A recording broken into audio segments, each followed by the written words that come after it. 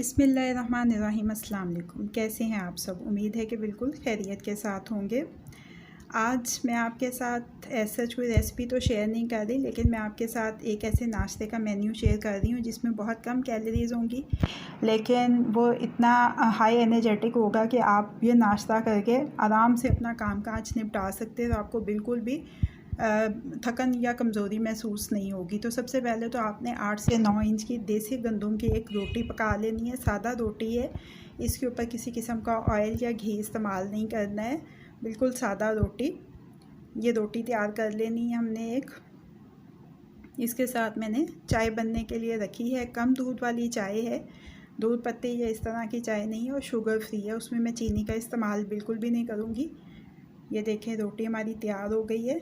इसके साथ ये मैं बिल्कुल थोड़ा सा ऑयल डाल के चिकन का एक शामी कबाब बना रही हूँ। चिकन शामी कबाब बनाने की और फ्रीज़ करने की रेसिपी मैं आपके साथ पहले भी शेयर कर चुकी हूँ, मेरे चैनल के ऊपर मौजूद है, आप देख सकते हैं। ये निकाल लिया है मैंने प्लेट में। और अब थोड़ा सा मज़ीद ऑयल, ये देखें, एक चाय के चम्मच के बराबर ऑयल है, जिसके अंदर अंडा फ्राई करेंगे। बहुत ज़्यादा तेल के अंदर अंडा फ्राई नहीं करेंगे।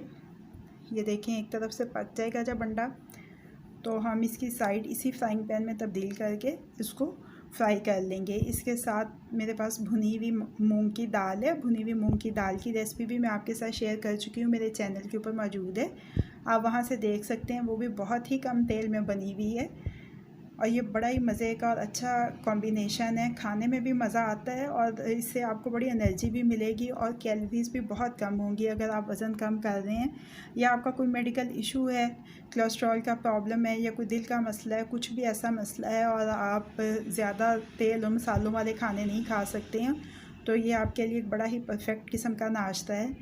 थोड़ा सा हल्का सा ये चाय डाल लूँ मैं ज़रा पहले।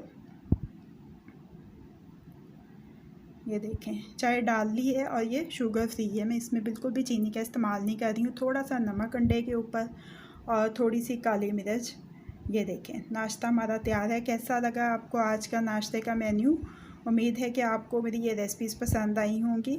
अगर आपको मेरी ये वीडियो पसंद आई है तो फ़ीडबैक ज़रूर दीजिएगा और मज़ीद झटपट और मज़ेदार रेसिपीज़ जानने के लिए मेरे चैनल को देखते रहिए। अल्लाह पाक आपके दिलों को, घरों को, दस्तरखानों को हमेशा आबाद रखें। फ़ी अमान अल्लाह।